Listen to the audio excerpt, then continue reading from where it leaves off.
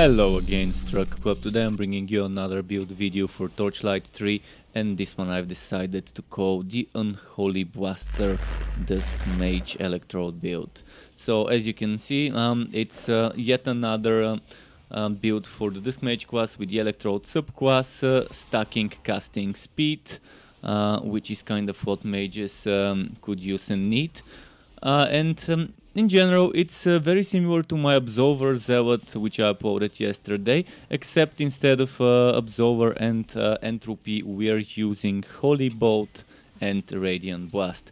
There are some ways where the build is flexible in regards to whether you take some items or other items, whether you don't take things like Soul Flask and the Brilliant Herald, or you do, which kind of modify Unholy Bolt and Radiant Blast. I preferred not to take those items, but you might want to take one or both of them. And also it's very flexible in regards to which set pieces you take. Obviously you would want the 3 celestial pieces, and this kind of also brings me to another thing that's a must-have in my opinion for this setup, and that's the Imbue Relic from the Ancient Ember boots that we can get down with Frostwall, North Mace or Frostwall, Glacier Shield, just with Frostwall with the set bonus, and tier 2 Dark Spears we can get it down to 24 seconds cooldown. So every 24 seconds we get full energy, which means we can recast our Conjure Electrode 2 more times every 24 seconds. And we also activate things like the Lil General for extra casting speed, which means we get a total of 3 sources of casting speed, which can be made into 4 if you recast Conjure Electrode. Keep in mind casting speed stacks and it also caps at 60%, so you have to be kind of careful how you use the casting speed to make the most out of the build. It's a very fun build, it's a nice build, and with the right items, with the right way of playing, it could beat the Fazeer in my opinion. So let's show you the skills first. Here we are at the skills segment, where I'm going to talk about all the skills I've taken for this build and why and at what level.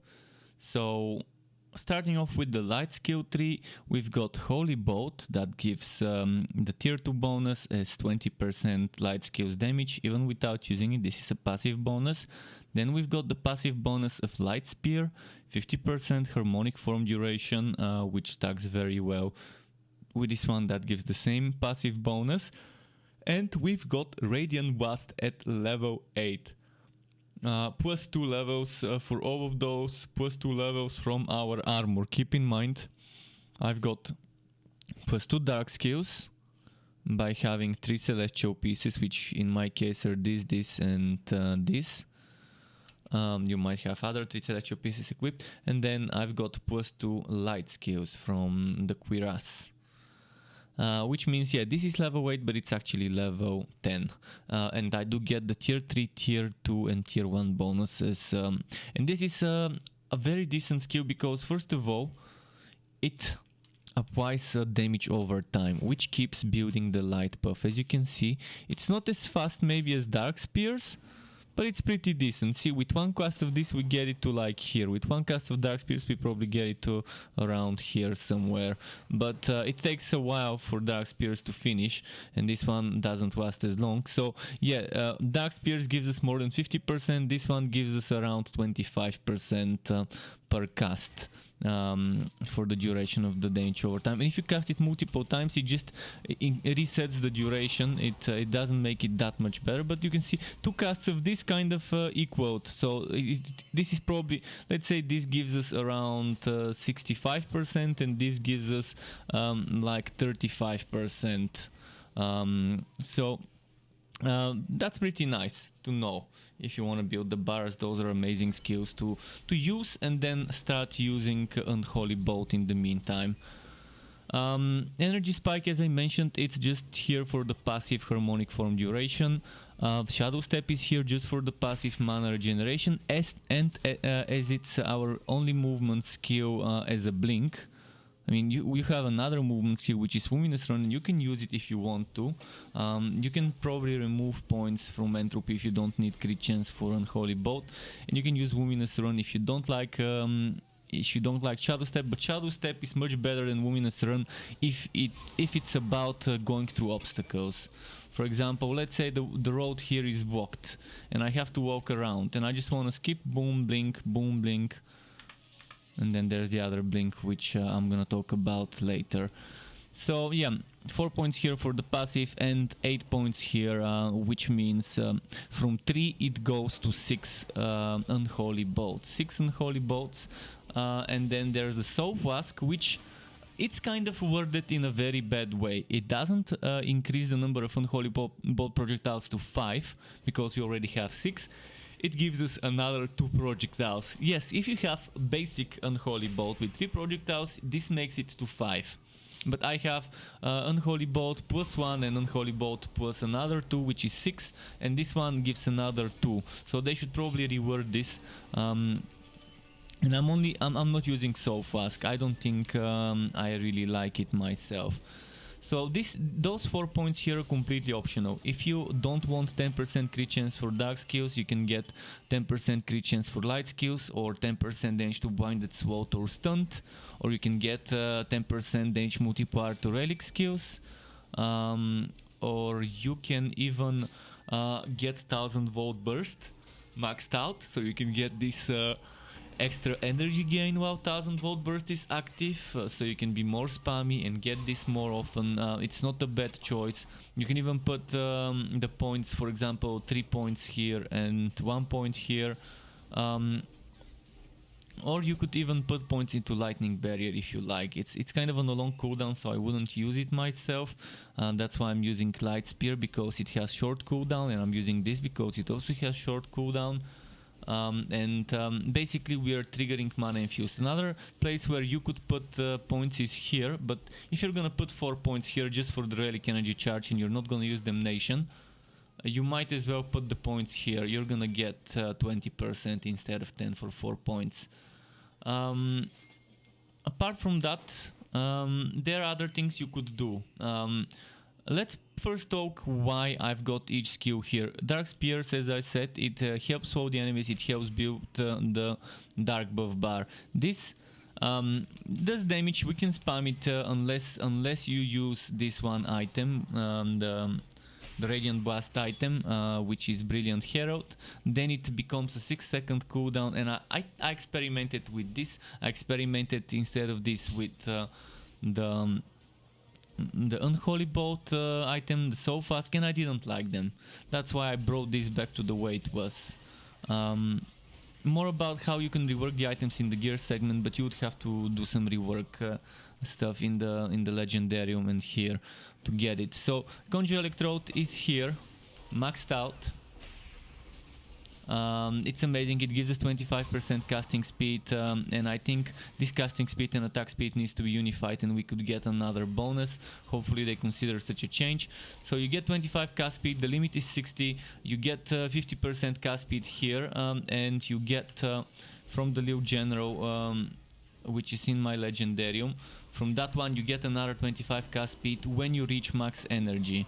So if I do this and then I use Imbue Relic, my energy fills up, and then I get Lil General. And you can stack multiple Conjure Electrodes. You can see now how it's gonna change. I'm gonna use this twice, and I should get 50% casting speed. See, 50% casting speed from 2 Conjure Electrodes, and the limit is 60, so you can either use a 1000 volt burst and 1 Conjure Electrode, or 2 Conjure Electrode and the Imbue Relic, like this Conjure Electrode, Imbue Relic, Conjure Electrode, and that should give us the limit 60. Or you can just use Imbue Relic and 1000 volt burst, and that also gives you 75. There's many ways how you can combine it, but keep in mind over 60 you cannot get, so getting 75 is kind of what you want. You're losing 15%, but you're getting 10% over 50, so it's up to you whether you go for 50 or whether you try to stack 50 plus another 25. So Imbue Relic we get from an item, and this is the Ancient Ember Boots, and it's a 60-second cooldown skill. but I get it down to 30 seconds by having the Frostwall and the North Mace. And the Frostwall and North Mace, to show you how they look, this is the Frostwall, and this here, where is it? Have it somewhere. This is the North Mace. Might as well just grab them for the next segment so I can show. So I've remodeled them from the style station, but this is the North Mace, this is the Frostwall, and if you don't want North Mace, or if you don't have North Mace, you can also use Glacier's Edge. I don't care about whether it's Glacier's Edge or North Mace, I just care about something with good stats and okay damage, even though mine's not perfect, in fact it's pretty bad. I still use it to get that extra 25% cooldown. If you just use the Frostwall, it only gives you 25% cooldown, which stacks with the cooldown from Dark Spears, and that's why we have tier 2 Dark Spears for that 10% cooldown for all types of skills, all types of things that give us cooldown. Our skills, the relic, and the what's it called, the item granted skills. So from 60 seconds I've got it down to 24 seconds, which is pretty solid. That's 60% cooldown down. Other classes cannot get 60 yet, but hopefully they're gonna fix it and make that later. More about the gear and things like that later, but I think we covered the skills and it's time to move on to the Legendarium. So for the Legendarium, as you can see, I've got two pieces of the Celestial, which are Boots and Cuirass and Lil General. So if you don't want two pieces of the Celestial set and just one piece of the Celestial set here, that means you can equip a Celestial Cuirass. I just don't have a level 61. Or equip Celestial Boots, but it has to be the Cuirass. In this case, it has to be the Cuirass, because if I put if I equip the Celestial Boots, I would still have to put the Ancient Ember Boots. So you equip the Celestial Cuirass, you empty up one slot, and that allows you to either use the Soul Flask or the Radiant Blast item, which I showed you, which is called Brilliant Herald. So if you want to use either of those, you have to do this change. Ideally, you would wear the Celestial Mask, the Celestial Gauntlets, and the Celestial Cuirass, or the Celestial Pants. If you want to sacrifice the Celestial Pants, that's fine. You don't have to wear those. You can wear Winter Weave for Arc Powered, which brings us to Arc Powered, but more about that in the gear segment. But Winter Weave for Arc Powered is 3 pieces that ideally I would have, or you can mix match some Winter Weave and Arc Powered pieces. But more about that in the gear segment. I think I kind of pretty much made it clear. You want out of the Celestial set, you want to equip 3 pieces and put 2 in the Legendarium, or put 1 in the Legendarium if you're sacrificing and wearing 4 pieces. So the Celestial Mask, the Celestial Cuirass, the Celestial Gauntlets, and the Celestial Pants and the Celestial Boots. Basically anything but the Celestial Shoulders are good for this build. And if I were to sacrifice one, I would rather sacrifice the Celestial Pants, because they make the 50% extra damage buff from Harmonic Form be 50% stronger, which means it makes it from 50 to 75% extra damage. And with the set bonus, it also gives us extra mana again from when in Harmonic Form. Again, I could sacrifice this, but I wouldn't sacrifice the Celestial Boots, and I wouldn't sacrifice the Cuirass, the Gauntlets, or the Mask. But again, more about that in the gear segment. The Lil General I also wouldn't sacrifice, but if you want, you can sacrifice it. I would only use the Lil General if I've got the Ember Boots for Imbue Relic. If you don't have Imbue Relic, maybe you really should invest in 2000 Volt Burst tier 3. Those 4 points from Entropy, and that's a very decent choice for the time being, until you get Imbue Relic. And yeah, that pretty much is it for the skills and the Legendarium. Next is the pet skills, and I'm gonna be quick about this. Pick any aura you like. I think in my build I'm missing crit chance from certain items, so I'm adding crit chance with Deadlier Strike. If you have crit chance from your gear, and with Fazeer gear in the higher level with this overpowered power creep, you can get shit tons of crit chance, and since it caps at 40%, you might not need Deadlier Strikes, then maybe movement speed or defense or even block chance is not a bad choice as an aura. I like using zoomies because it gives the pet attack speed, and that attack speed keeps proccing things like the Drought Neckband or Token of Invigoration if you have it. I like using Battle Cry for the damage, and Healing Friendship is something I always take. A little bit of extra healing from the pet goes very well. Those are broken. Those three things currently are broken. They're new, so they probably didn't have enough time of fixing. I did report them a few weeks ago on the test server, so they're currently working on fixing them. This one I can't tell if it works or not. This one I also can't tell if it works or not. It seems to work, but maybe it isn't, and maybe since I've only tested it with electrode and whitening kind of builds, I need to try and test it on a non-whitening build to see if I can actually see it. But yeah, that's pretty much it for the pet skills. Next we're gonna talk about the gear, the armor pieces and weapons. And here we are at the gear segment, where I'm going to talk about all the items I take, why I take them, and what synergies I take between items and skills. First of all, let's talk about the weapons, the shield and the mace. The shield I've taken is the Frostwall, and it doesn't have to be the Frostwall here, you can use another thing from the set. And why do I take this shield? Because of the Ancient Ember Boots. The Ancient Ember Boots gives us a skill called Imbue Relic, which has a 60 seconds cooldown, which means every 60 seconds you can use that skill, you put it on your skill bar, and that fully recharges your relic energy and resets the relic skill cooldowns.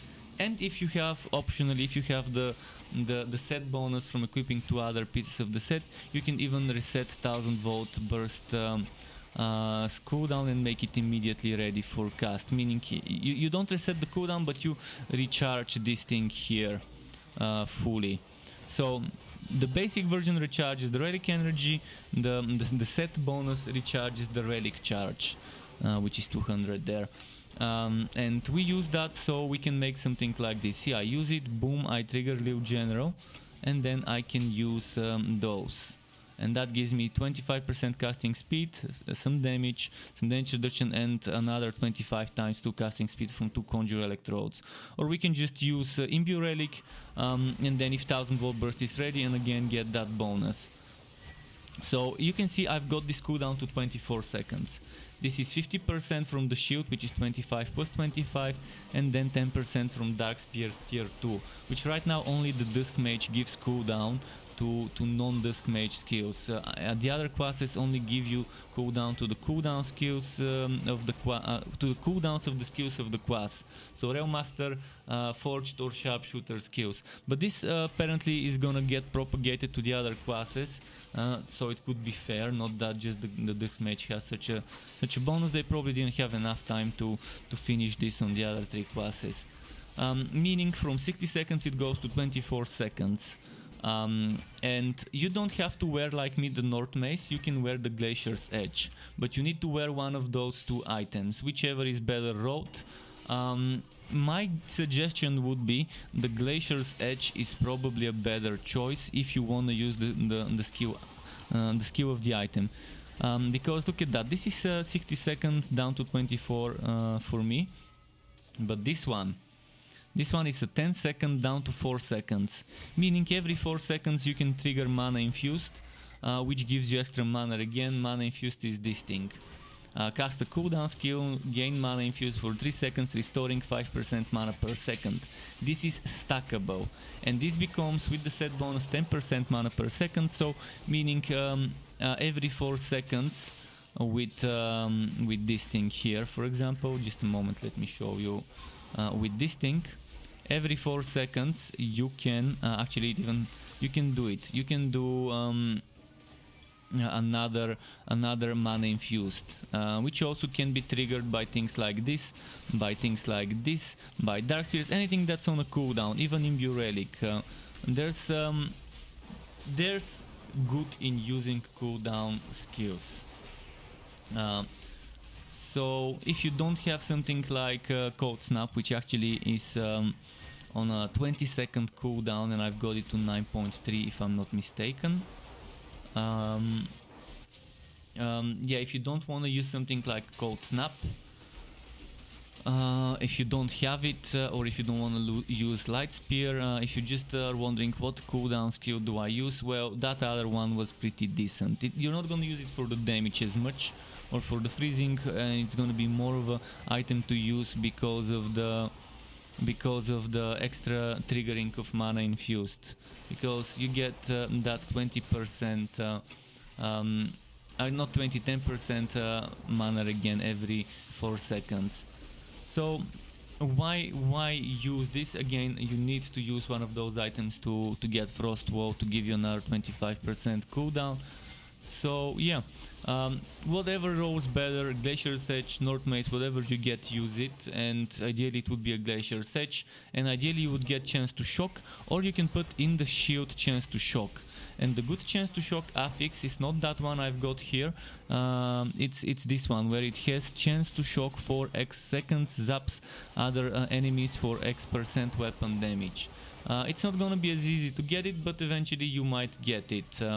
I kind of now just remove the good affix, but yeah, ideally you would get that on the shield. If you don't need defense and block chance, if you've already gotten enough defensive abilities by farming high Fazeer stages and getting those overpowered items that shouldn't drop at all, this powerful, you can equip the Lil General. Equipping the Lil General and then swatting in the Legendarium the Frostwall. As long as you have 2 pieces equipped, you can get another 1 or 2 pieces in here and get those effects boosted by the set bonus. So my Lil General gives me casting speed because I have the Frostwall and the North Mace equipped. It gives me the damage, it gives me the damage reduction, but also the casting speed. And the Lil General, if you equip it, will give you extra mana again, which means even better for you, for your spamminess. But you're losing the block chance and defensive abilities, as I mentioned. But the Lil General can roll as chance to shock built in, whereas the shield cannot. On the shield you have to put it in the sockets, so you have to keep that in mind. Okay, what else should we talk about? Let's talk about the armors now. About the armors, you want 3 pieces of the Celestial set. As I mentioned, you want Ancient Ember boots, either with 2 more pieces of the set or not. But if you're planning on having 3 pieces of 2 sets, then you want 3 Celestial pieces. And you want 3 pieces of another set. And it's gonna be very hard if you decide to go 3 pieces Winter Weave and 3 pieces Arc Powered and want to still use the Ancient Ember boots. It's doable. You can use the Ancient Ember boots in the Legendarium, but that would only leave you with 1 spare sword. So because you're gonna be using Lil General or the Frostwall, and if you put the Ancient Ember boots here, it's not bad. It's not bad. You can still do it, but if you want to use Winter Weave boots with Celestial boots and Ancient Ember boots, that means you have to use 2 boots here, meaning you're gonna have to sacrifice something, and the 1 Celestial piece I can sacrifice is the pants. Also, don't wear Celestial Pauldrons. For the Pauldron slot, put Winter Weave, put Arc Powered, put Ancient Ember, even Skittering is not bad, just don't go Winter Weave. Even Blue Shoulders is fine. I'm not saying don't go Winter Weave, don't go Celestial. I mean, if you have good road Celestial, obviously wear it, but ideally, if you want to min-max things, Celestial Pauldrons are not good fit for this build. I'm gonna make another build with summoners, with a summoner with summons that uses the Electrode, that uses the summons to proc things. That one would be where I would be suggesting to maybe go for the Celestial Pauldron. So you want Celestial Mask, Celestial Gauntlets and Celestial Cuirass. alongside Celestial Boots and optionally Celestial Pants. So from the 6 pieces, 5 are good, don't wear the shoulders, and if you have to sacrifice one, make it be the pants. The pants improve the harmonic form damage buff by 50%, meaning from 50 it goes to 75% damage. So it's something I can say okay. I'm gonna lose some damage during harmonic form, but I'm winning some things that apply to me during coda time or whatever. For example, the Winter Weave Potion cooldown reduction, or the Arc Powered Pants, which gives me Shock Bolt damage, which increases the damage of Conjure Electrode by 25 or 50%. So if this says 195, if I have another 50%, that gives me almost 300% weapon damage total, which is pretty decent. Or the Arc Powered Pants, which are amazing. They give you basically energy back whenever you use what's its name, Conjure Electrode, the Ancient Ember Pants. You use Conjure Electrode and then there's 10% or 20% chance with the set bonus to gain 25 relic energy, which is pretty much amazing. Half of the energy spent gets returned back to you. Now, another piece you could use the Winter Weave Cuirass, pretty solid. The Winter Weave Gauntlets are my favorite Winter Weave item. You can try, for example, Winter Weave Pauldrons, Gauntlets and Cuirass, which means you have to swap the Celestial Gauntlets, which means it's gonna be a little bit tricky to deal with it, but again, you can mix and match some certain things. There is one thing that's flexible in the Legendarium, if you are kind of eager to do it. You would also have to be flexible with the Legendarium if you want to use the Soul Flask or the Radiant Blast item, the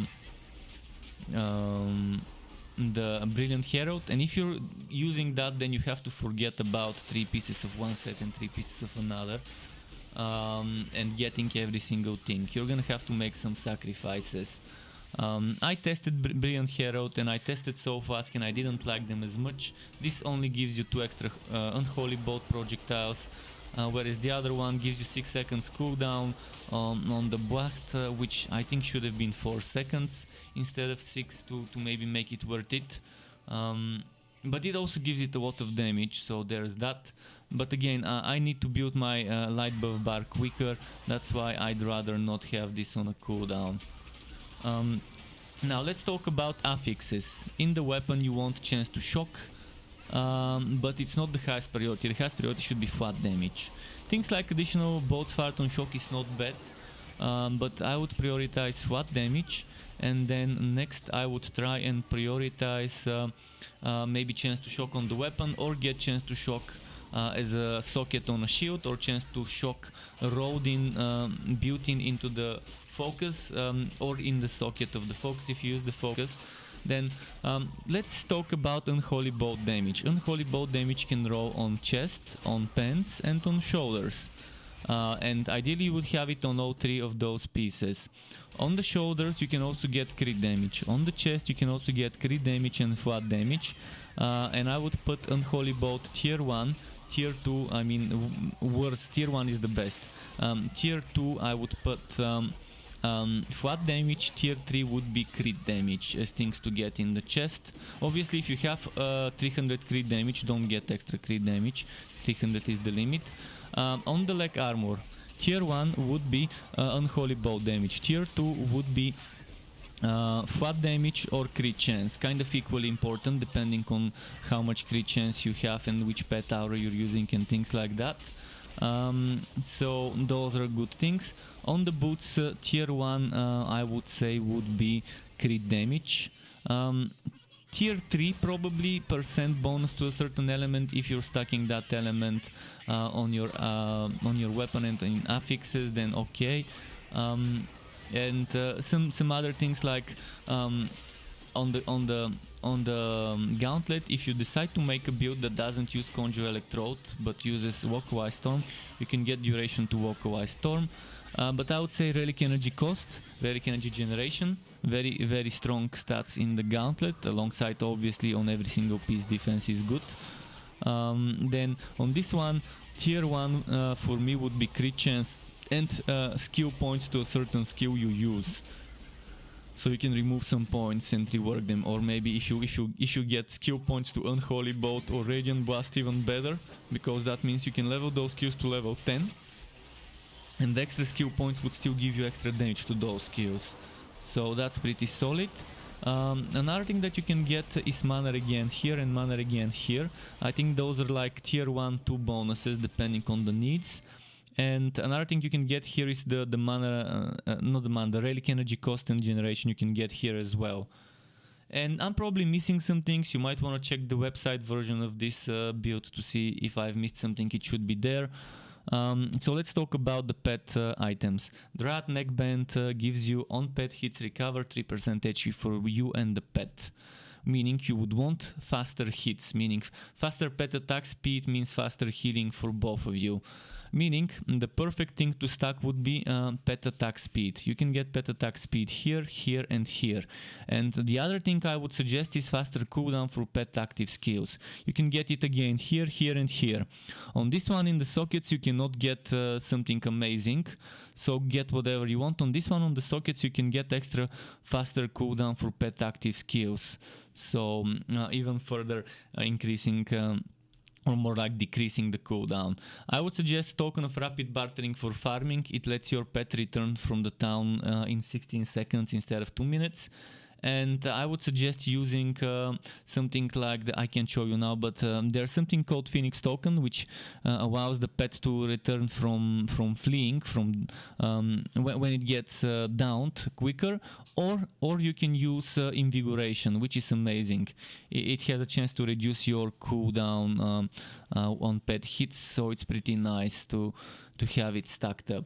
So ideally I'm using Rat Neckband with token of bartering and Invigoration token.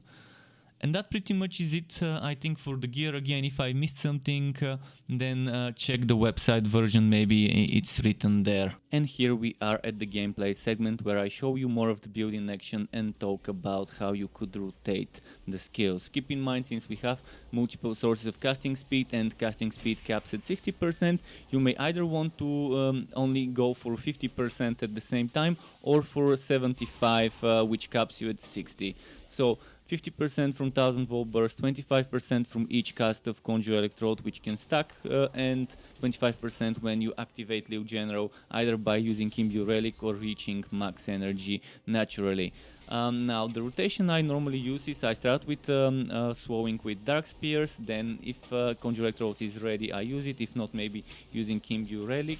And then I would probably do something like Radiant Blast 1 or 2 times or 3, and then start spamming Unholy Bolt. Obviously when 1000 volt burst is ready I use it, but not if I already have 50% casting speed. If I have 25% casting speed, then sure, I would use 1000 volt burst and keep using cooldown skills to get mana again. To get notified when I upload more content for this game or other games like this one, which would be wooters of all varieties, isometric, third-person ARPGs, wooter shooters and all sorts of wooters like that, you could subscribe to my channel and hit that bell button to not miss out on my content updates. And optionally you can even join as a member of the Struck Club on YouTube as a channel member to get access to exclusive perks such as special emotes custom made by me, special badges custom made by me that represents how many months you have been a member for, as well as opt-in of editing tutorials that I can give for Photoshop, Adobe Premiere, as well as shoutouts and things like that. And I would like to use this part of the video to thank all my YouTube members and Twitch subscribers. Thank you for supporting the channel and keeping me going. Thank you also for watching this video, everyone. Keep it cool, Struck Club. Until next time, and goodbye.